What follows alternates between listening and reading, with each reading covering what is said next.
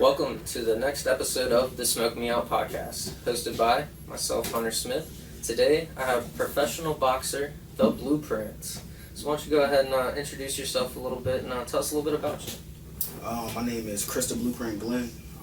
Originally from Martinsburg, West Virginia, but been in Hagerstown since I've been 17. 6-0 professional boxer. Boxing out Police Athletic League under Simon Brown. Yeah. That's awesome, man. How long have you been out of that gym? So originally I was boxing at Hagerstown Boxing Club. Yeah. Which is I forget exactly where it's at, but it's kind of like near like the Old Boys and Girls Club, I believe. Okay, nice. But when I first came to Hagerstown, I was boxing over there with Wayne Anderson. Nice. So since I was amateur until maybe my fourth professional fight, that's when I made the transition to boxing over at the PAL with Simon Brown. So do you think that it's important for boxers to, at some point in their career, whether it be early, late, multiple times in it, to kind of change around gyms, feel it out a little bit, and just see what everyone has to offer? There's a lot of knowledge out there, but it's up to, I feel like, the fighters to go out and earn that, or seek it at least. Do you think that that's helped you, the knowledge from both gyms? I feel like teach his own. If you feel like you need to make the transition, of course, you never really know. I can't say what's for everybody else, but for me, the switch of trainer and everything, that's what I needed. So I just feel like each situation is different, so it just depends on the person. What would you say to a young kid who's at a pivotal part in their young journey? They're not sure if they want to keep doing this or whatnot, and they're thinking about changing. I would imagine something like, don't be scared. It's whatever's best for the fighter, right? Yeah, I mean, you got to do, when you're boxing, it's a solo sport, but you have a team, but you definitely got to put yourself first, and you got to do what's best for you, so you can't really pay attention to what everybody else is telling you. If you feel like it's in your best interest to change, then do so. So I want to get into a little bit of, your background and the inspiration. Like, what got you into boxing, and what inspired you to really start that? Because I'm sure that's never really an easy choice, having to ask your parents or whoever, to get into a somewhat violent sport. Okay. So, originally, I was playing basketball. I was playing basketball and football when I was younger. Nice. I didn't start boxing until I was 13, heading into 14. So, didn't make the middle school basketball team. Funny story. Didn't make the middle school basketball team. And I was trying to find something else to do. And my father used to box in the Navy. And I would always watch boxing on YouTube. Amateur boxing, to be specific. Nice. And when I was trying to find something else to go to, ended up finding boxing. Asked my father about it. Of course, my father asked me, do I really want to do it? Right. Because it's a hard sport. Told him yeah, and then went to the boxing gym. I remember we went on vacation first, and then when I came back from vacation, we found a boxing gym in West Virginia at the time. Oh, nice. And I started, and just never stopped. Oh, definitely shout out to your pops for allowing you to pursue that dream. And I'm sure he's a bad dude, a Navy boxer. Yeah. I wouldn't mess with him. So you grew up in Martinsburg, came to Hagerstown when you were 17. How did the local environment shape your boxing journey? I love Hagerstown. I made a post maybe 3 months ago before announcing my next fight, which is November 2nd. And I said I owe Hagerstown just as much as I owe Martinsburg. Because as soon as I came to Hagerstown, they gave me unconditional love and support. So the community played a major role. I had the mayor at my last fight. That's awesome. And they just been constantly supporting me, as one of their own. And they didn't have to. The city didn't have to, but they did. So I feel like it played a major role. That's great, man. I'm glad the community could get behind something, so righteous, because, it's no easy decision to get into boxing, as everyone knows, but, not saying anything about Hagerstown, but, there's not a lot of opportunities for these type of athletics. I know they're building the field house now, but back when you made this decision, that was probably kind of left field type of decision. I'm sure a lot of people were skeptical of that, but I'm glad that the city got behind you, and I can definitely see it, and I feel that as well. So hopefully, stay undefeated for the rest of the career. Yes, sir. The city can follow you around, catch these fights. Got to. I know I'm looking forward to it. Yes, sir. I want to talk a little bit about your training and your discipline. What does your typical training regimen look like leading up to a big fight? All right, so when I go into training camp, typically training camp is about 6 weeks. 6 weeks out from a fight, I'm training twice a day, 3 times a day sometimes. In the morning, if I don't have like my strength and conditioning, then I'm getting my miles in, whether it's 4 miles, 5 miles.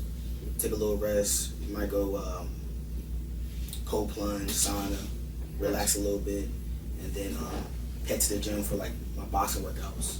My boxing workouts can be like bad work, mid work, jump rope. If I got sparring that day, we're gonna focus more on sparring. Right. It's just a lot of little different things that we do. So, how important is the sparring aspect? You know, there's a lot of different opinions across, you know, boxing, MMA. You know, how much sparring is too much.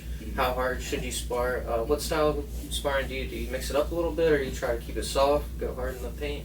It just all depends. If I'm getting ready for a fight, we try to mix it up.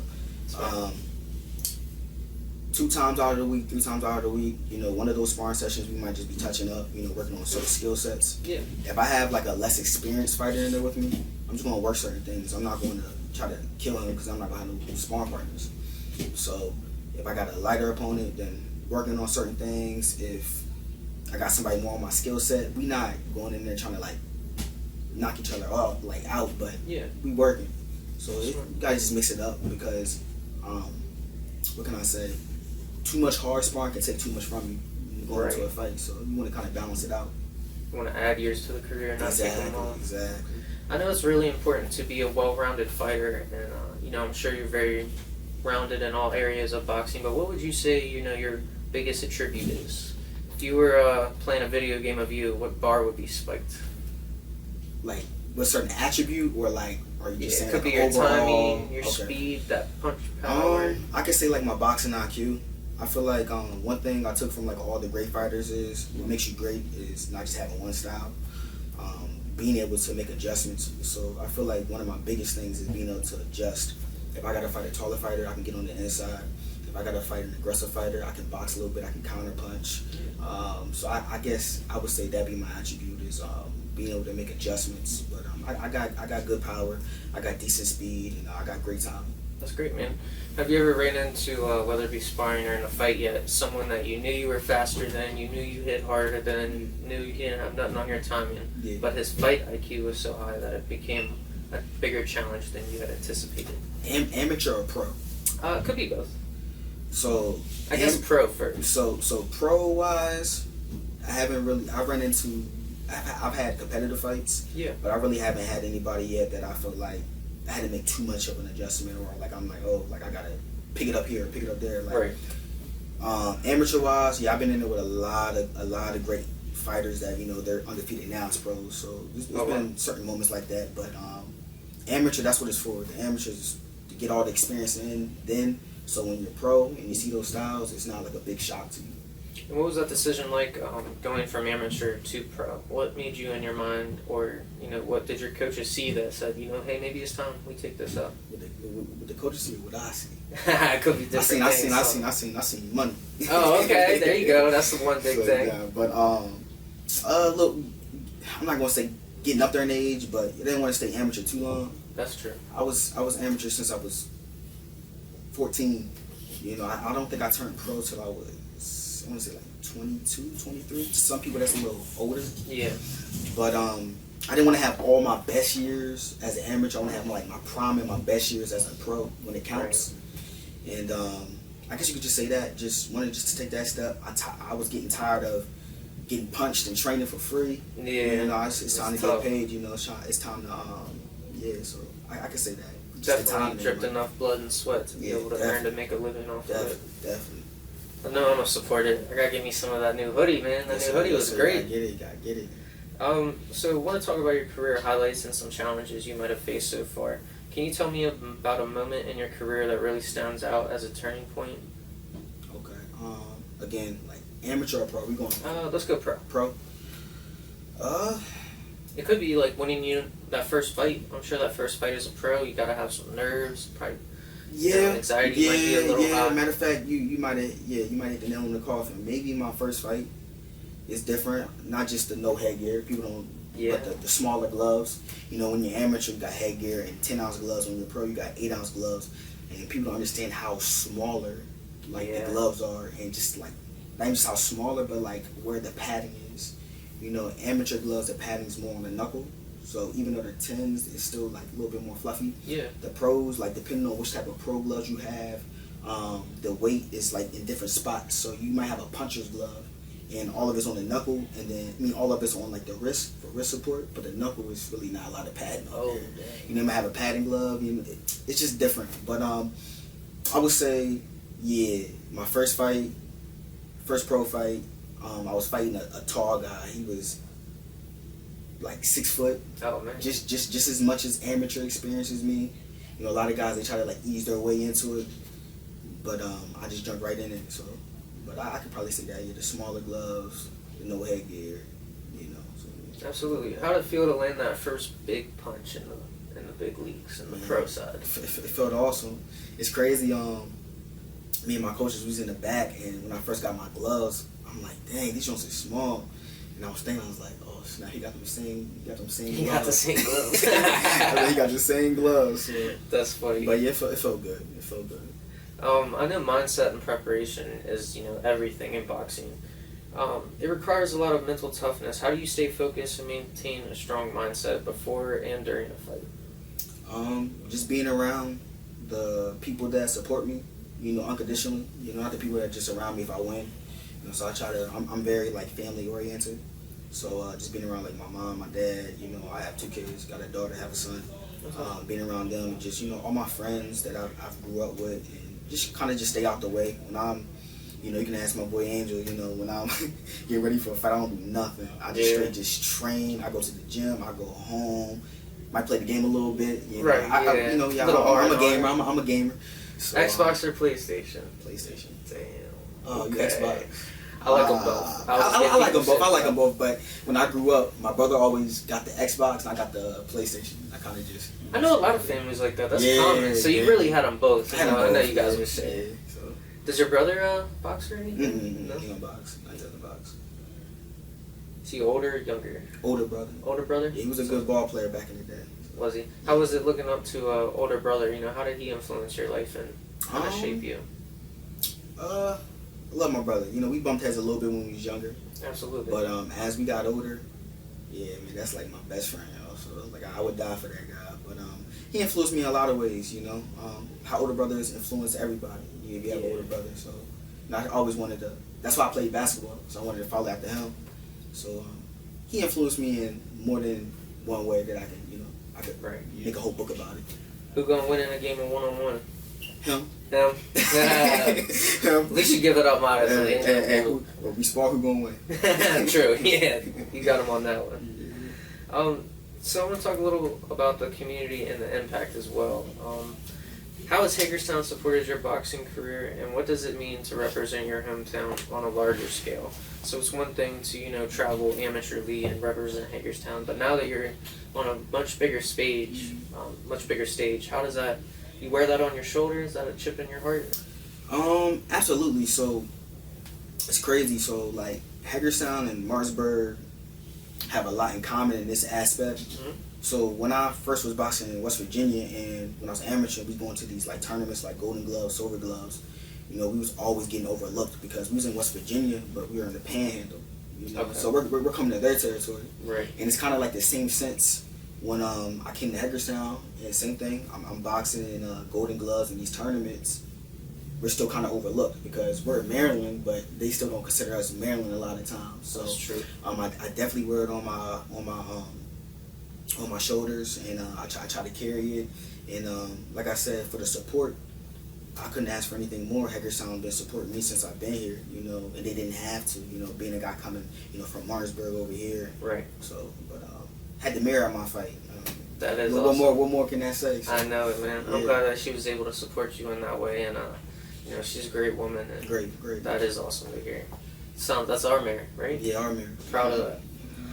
So I want to talk a little about your future goals and aspirations as well. What are some short-term and long-term goals you have as far as your boxing career?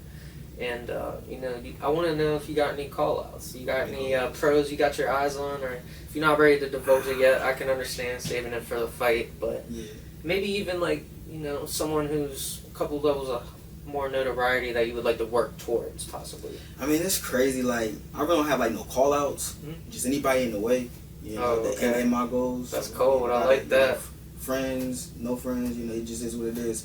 If I'm trying to accomplish something and that person's in the way, he gotta go. So, and as far as like short term goes, after this fight, we would love to have like a local, well, not like a local, but like a regional belt, like a regional belt fight, something like that. Just get my name on the radar a little bit more. Long term goals, you know, obviously, you know, world champion, you know, Hall of Famer. You know, I want it all. That's great, man. That gave me chills because, you know, I can tell by your mindset and, you know, speaking with you for a very short time that you're very dedicated. You take this very seriously. And, you know, you have what most fighters forget sometimes is a great corner, a great coaching. And it's great to see you pay homage and respect to them. Got to. All right, so outside of boxing, what do you like to do with your free time? You know, what gets you by? I know you said you like to game a little bit. Would you say that's your biggest vice? That's probably like my biggest. I love playing the game. I still play a lot, but not as much as obviously when we was like in high school and stuff. Right. Cause I got kids now, so. But gaming, definitely chilling with the family. Like I said before, I'm very family oriented, so chilling with the family. I'm a foodie. Okay. You know, I'm a foodie. I love food. You know, that might be one of my issues. Shout out I gotta keep dying. Yeah. Shout out to Hagerstown Eats. But foodie, love eating. If I can travel a little bit, But I'm very simple, laid back. You know, playing the game, chilling with the family, eating food, nothing crazy. What's your game of choice? Like what type? Like a shooter or like a For me, it's Call of Duty and then the sports one. Yeah, I'm about to say probably like Call of Duty. I like story games too, like The Last of Us, you know, stuff like that. Right now, what am I playing right now? Undefeated, Dragon Ball Z. Gotta play Dragon Ball Z, the classics. Of course. So right now, what I'm playing is waiting for the new Call of Duty to drop. Playing a little bit of Dragon Ball Z, and Undisputed. Nice. Yeah. Do you have any plans or aspirations outside of boxing, whether it be community work, business ventures? You know, do you think you'd be able to afford the time for that while you're on this hustle and grind, or is that something you might try to incorporate? And it could be, you know, simple as building your brand. You know, the blueprint. You know, obviously building my brand. I do have a real estate company too. That's great. So build that up a lot more. What's your real estate company called? Blueprint Real Estates. That's dope. Shout out to that. Yep. Go get me in a house someday. Maybe. That'd be dope. What other?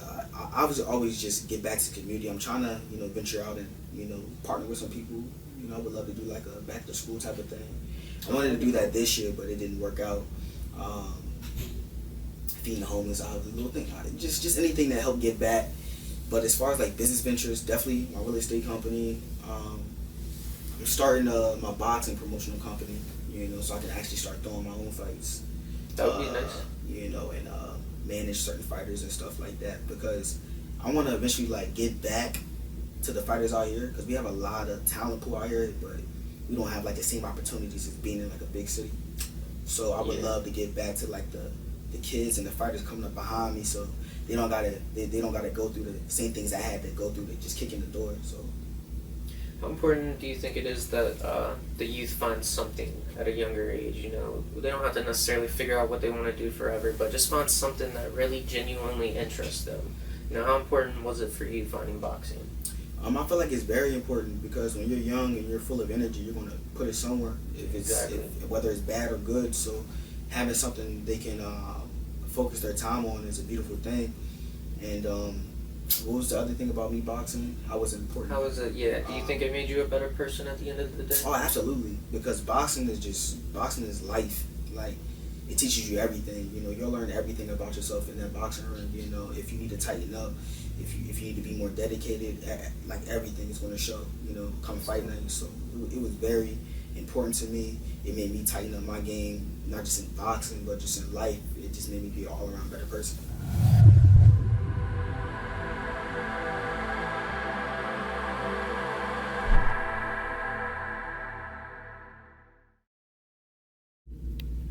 So here we are, ladies and gentlemen, hanging out on Virginia Avenue in Hagerstown, Maryland, with my man Hunter.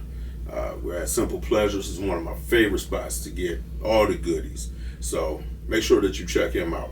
Number one, because he's one of our proud sponsors of ACW. And since we're going to talk about ACW, we're going to talk about November 8th when ACW gets jackknifed by Kevin Nash. We're going to have Layla Gray, my man James Ellsworth, Blackout. There's going to be a family reunion with myself, the super OG Pop Sparrow.